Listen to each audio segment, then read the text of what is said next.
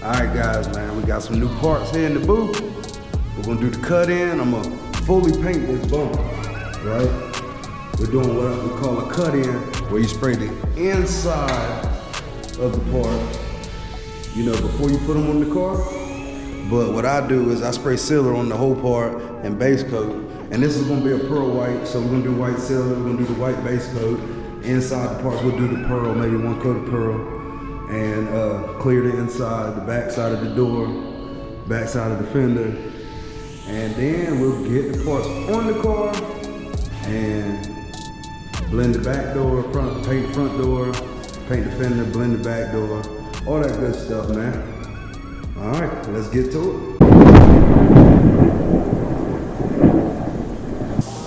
What's up, Autobiography family, man? Today, man, we're doing a cut in on these parts. So, if you're one of those people here to see a nice shiny paint job at the end, this video ain't for you. This video is for the people who's actually interested in all that goes into these paint jobs, man. On these new parts, man, you know I gotta start with the sealer. Now, for you guys who don't seal your new parts, you do you, player. I ain't hating, do you? But I got to seal mine. That's just how I was taught. That's how I've always done it. It always keeps me from having problems and all that good stuff, so that's why I do it. It works. Why change it up if it don't work? So the cut in is just to spray the inside of the parts. Now I've seen guys, you know, get a new door or something and put it on the car and mask up the car so they can open and close the door and still spray the inside. I've seen it before.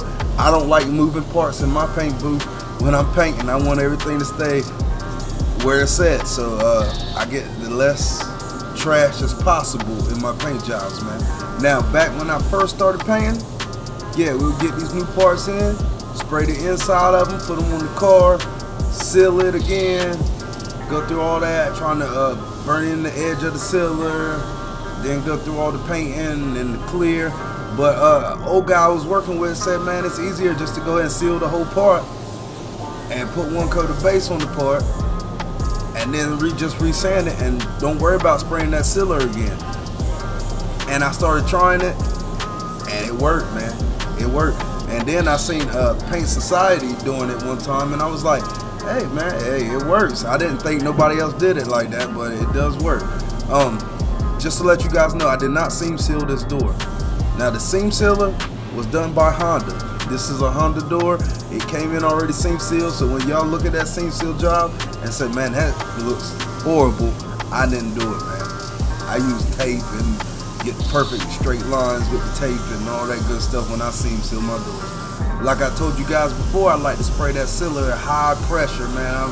On this DV1, I got it at about 19 PSI. If I had a gun with the regulator at the bottom, it'll probably be around 27 PSI, something around there. I like to spray at high pressure so it'll come out nice and smooth, give me the least amount of orange peel as I can possibly get. But to tell you the truth, it don't matter because I'm gonna re-sand it with like 600 grit and sand out all the orange peel anyway without trying to burn through those body lines, so that way I ain't gotta re-seal it. And yes, I know you guys are wondering why I use yellow sealer. It was white and I knew I was making a pearl white, so I added a little yellow, added a little red, and boom, I added too much yellow. But it don't matter. White covers pretty good, so it's gonna cover it right up. Base coat, like I said, on the outside of the parts, except for this bumper, I only put one coat of base coat. On the inside of the parts, 2 coats. Now the bumper, you know, it got to go all the way through. You know, 2 coats of base, 2 coats of pearl, 2 coats of clear. But I figured I might as well do it while I'm cutting in these parts, because I think this was Honda CR-V and I probably wouldn't have enough room in this small booth to have the bumper on the stand and have the car in here. So I figured I'd just go ahead and paint the bumper while I'm cutting in the parts. These paint jobs is all about having a game plan, man. Time is money in this industry, and you trying to make sure you in and out of that booth in the least amount of trips as possible to get these jobs done.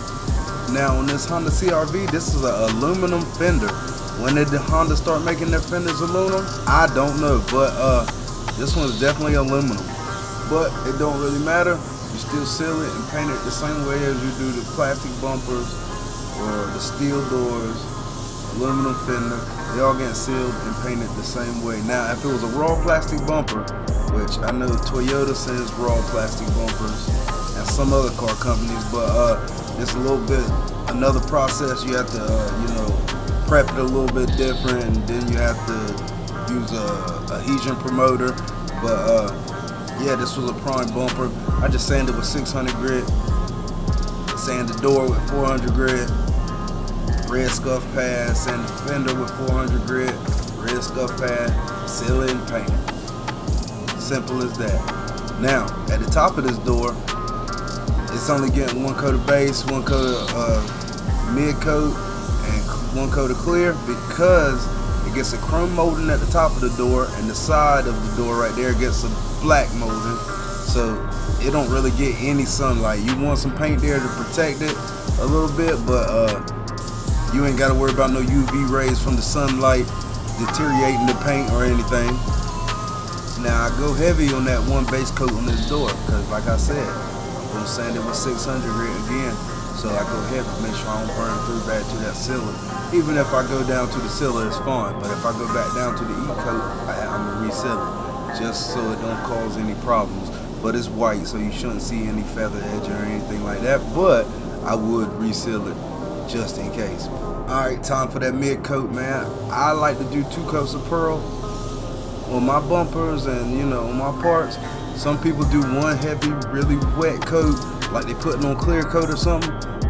I personally like to do 2 coats. I've seen guys do 3 coats, 3 light coats. But long as it's matching the adjacent panels, I guess you're alright and you don't have nothing to worry about. But yeah, see, I'm just hitting those edges on this fender with a little bit of pearl.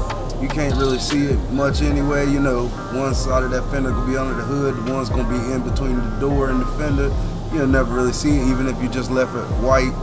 And in the middle of these doors where the door panel cover it, you really don't ever see it. And usually on a factory door, ain't much paint there anyway. It's like you can basically still see the E-coat.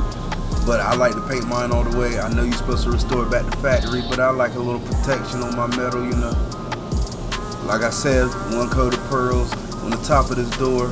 You'll never see it. If you ever see it again, you're probably replacing the door anyway. Okay, now time for that clear coat.